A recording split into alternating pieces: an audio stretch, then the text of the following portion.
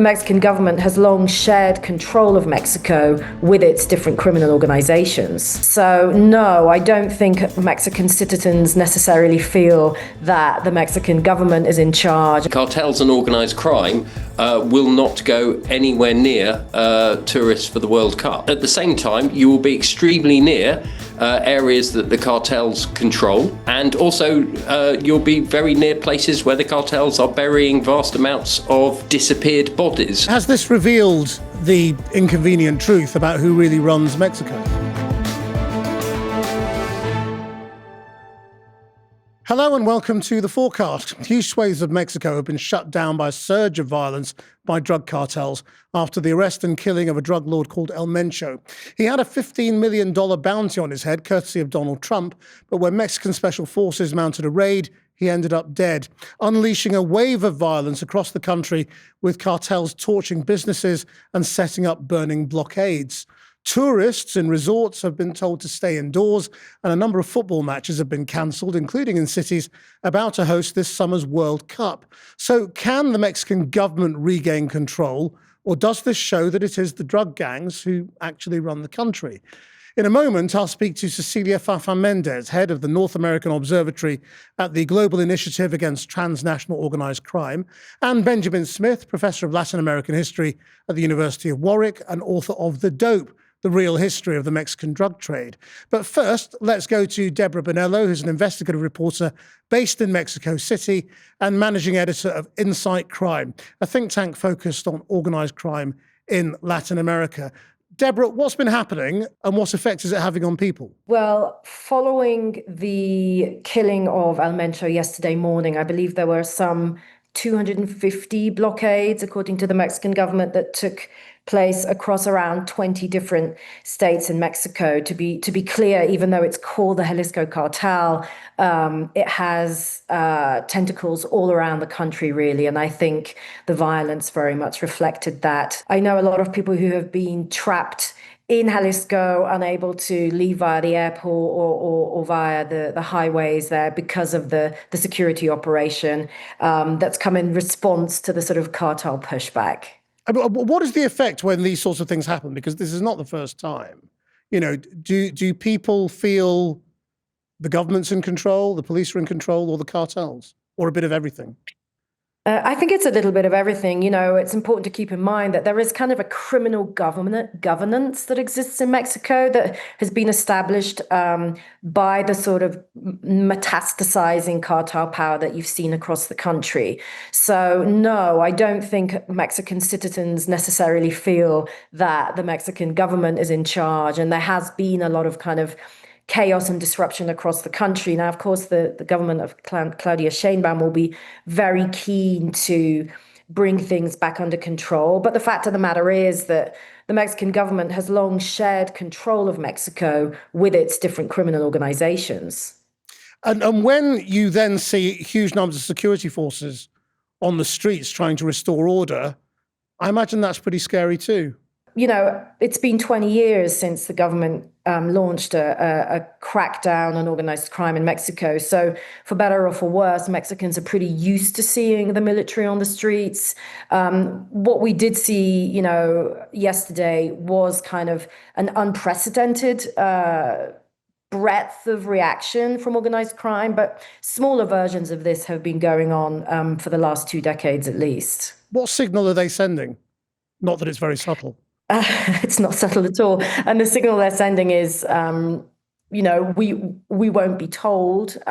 What we usually see from the decapitation of criminal organizations like this is the detonation of violence, because now there's kind of a scrum to replace not only El Mencho, but, you know, all the different kind of regional leadership agreements that exist across Mexico. So the cartel message is we won't be cowed, we won't be controlled, and we have, you know, they're showing off the criminal governance that they have, as well as the firepower and the capacity for violence and chaos. When they lose a leader like El Mencho, what effect does it have on the cartel? Does it spark chaos or a power struggle or what? Yeah, well, I mean, it sparks a leadership contest, right? And if you've been following things in Mexico, you'll see that about 18 months ago, they did a very similar thing to the Sinaloa cartel.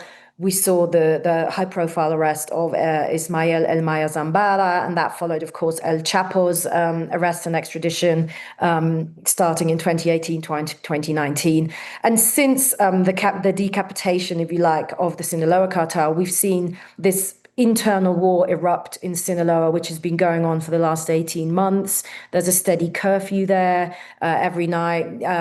Violence is constant. People live under siege, really. And I think we can expect to see a similar version of that play out in the Jalisco cartel strongholds. Deborah, thank you very much indeed for joining us. Let's turn now to Cecilia and Benjamin. Let's begin with Benjamin.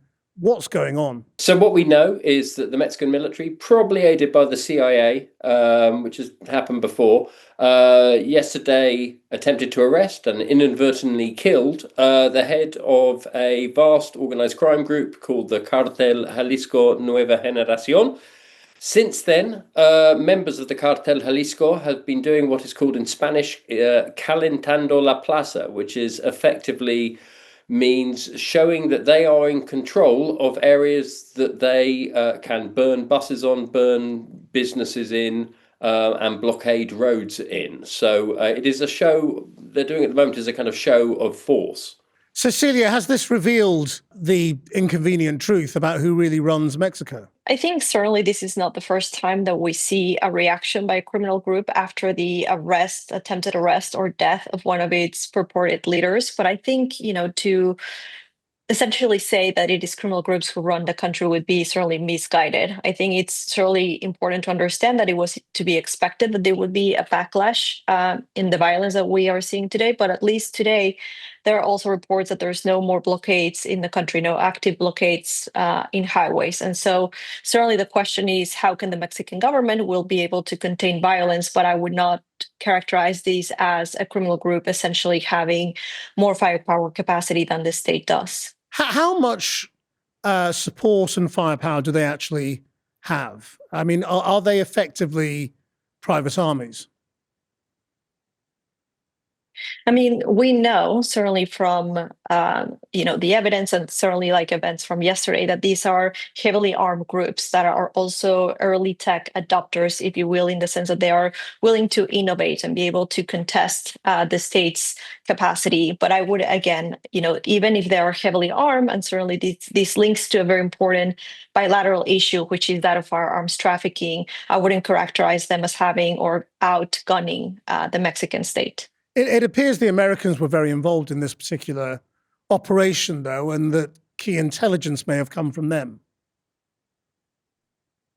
Yes, so the U.S. press secretary has mentioned that this was an operation that was conducted with U.S. intelligence, but there has been a lot of emphasis that it was conducted by the Mexican army and Mexican forces. And even the U.S. government also thanked the Mexican army for, the actions that took place. So, at least as of now, the official narrative that we have, or the official version that we have, is that this was possible due to cooperation, but that the actual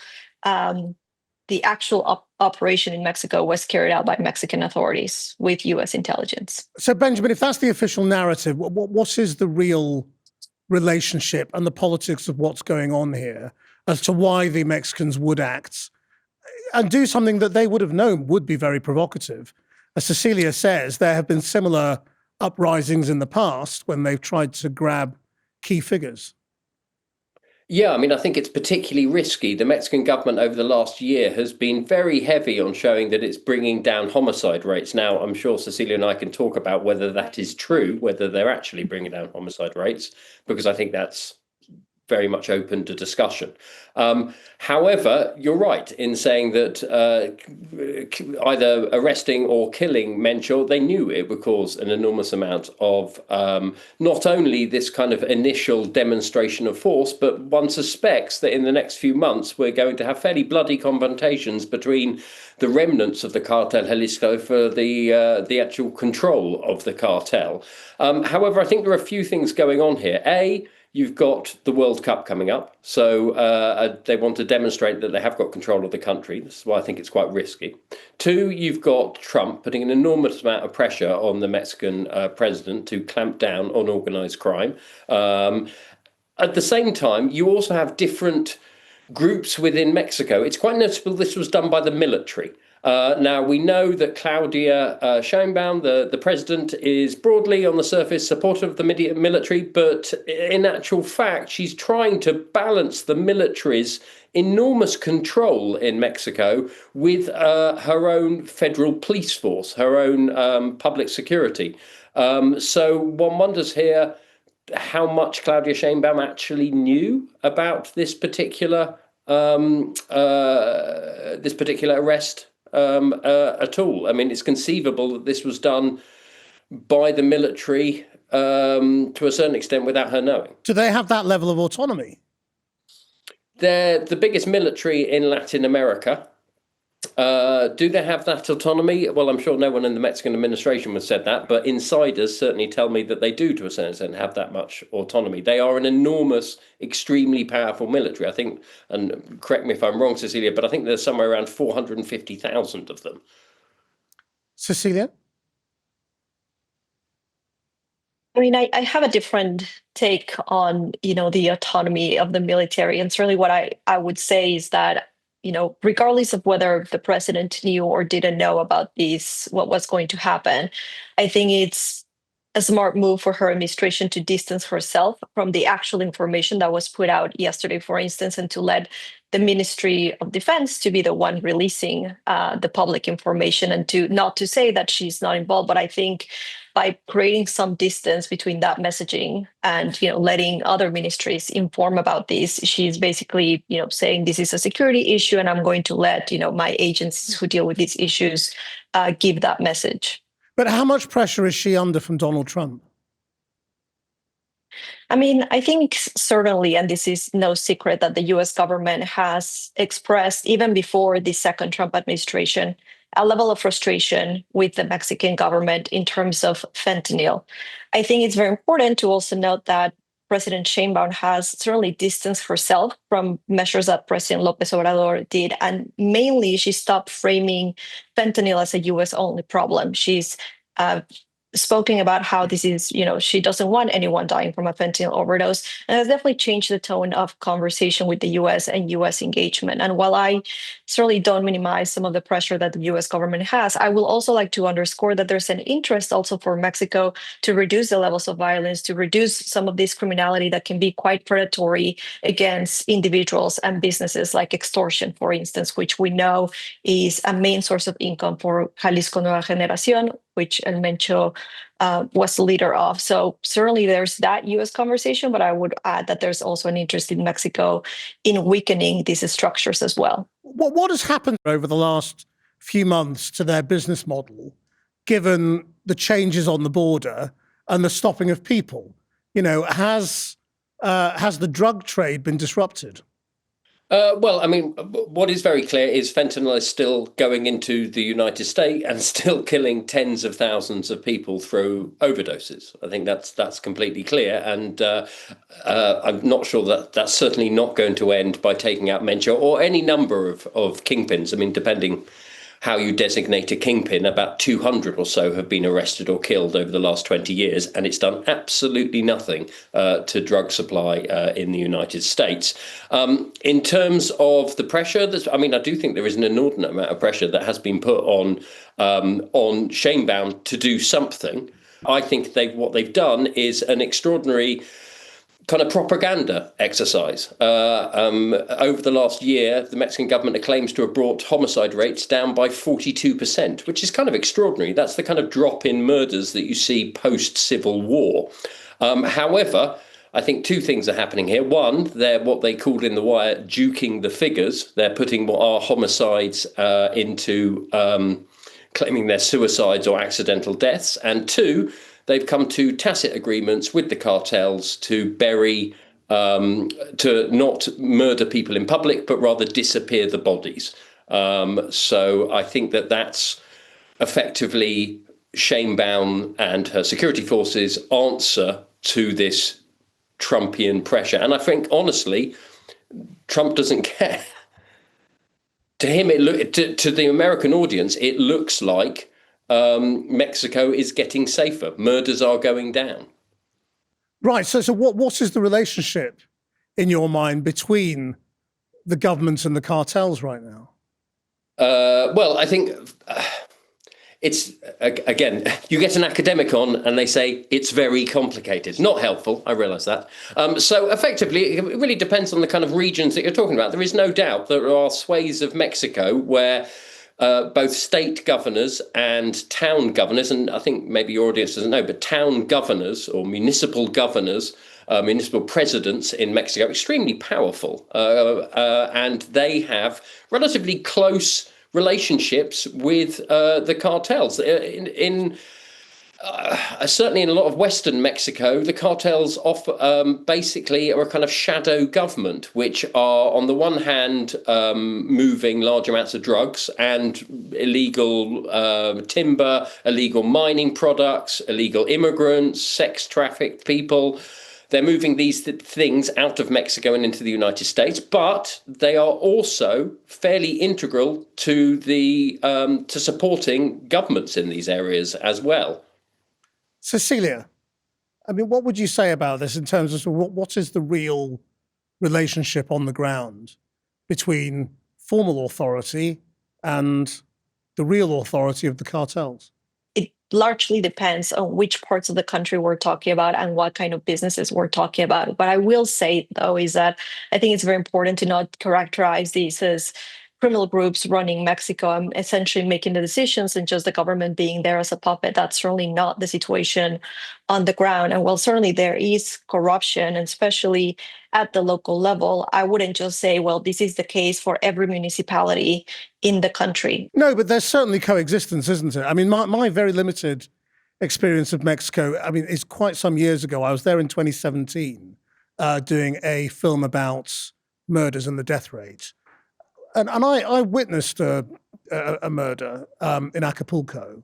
A man was shot across the road from our hotel, and we went down to the street, and nobody dared approach him because the guy from the cartel was still there with a camera, and so people were very wary. Obviously, he waited for the man to die because he'd been shot and injured initially. And only then did the police turn up. And it kind of seemed coordinated at the time, that they knew when it was safe for them to move in and when the cartel had left. And I mean, I don't know how much things have changed over the last 9 years, but from what Benjamin is saying, it's still quite an enmeshed problem. I mean, certainly Mexico has high levels of violence, homicides, and disappearances. I would, add to that that's, an important problem for Mexico. And certainly we have seen egregious forms of corruption. But again, I think what's very important is to not make a blanket statement about the country and how these, just describes everywhere. And I think, over time, if we were to look at a map of where violence is distributed, including homicides and disappearances, you will see that for the most part, this varies considerably over time. There's a few cities that remain hotspots, as it's referred to in the literature related to violence. But I think it depends sometimes at the time of place, who is in power, and how these relationships change. But again, I think it's very important, especially in the context of bilateral engagement with the US, to not just portray Mexico as a country that is run by criminals, because that is just, I would agree. I would say that the evidence is not there for that. Benjamin, I mean, let's turn to the World Cup, which is the obvious immediate question around Mexico. People are wondering whether to travel. I guess the authorities are wondering whether these games can go ahead. It's only a few months away. Yeah, I would say to any of the audience that are thinking of going to the World Cup, it will be completely safe. And there is a fundamental reason for this, is that if you are a Mexican who kills another Mexican, it is very, very unlikely you will be prosecuted. If you are a Mexican who kills a foreigner, there is a very high likelihood that you will be prosecuted. So basically, cartels and organised crime will not go anywhere near tourists for the World Cup. So I would say that they're probably going to be safe. However, the one thing I would say is at the same time, you will be extremely near areas that the cartels control. And also you'll be very near places where the cartels are burying vast amounts of disappeared bodies. I think about a year ago, the Mexican government, well, only because the mothers of the disappeared discovered it, but the mothers of the disappeared discovered a ranch just outside Guadalajara, which is one of the sites of the World Cup games. This ranch had 2 massive industrial ovens and bone fragments from literally thousands of victims. This was run by the Cartel Jalisco within, I think, about 30 minutes of a military barracks. So you're trying to tell me that the military didn't know what was going on there? Right, but you think as long as they don't try and arrest anybody else before June, things should be calm by then?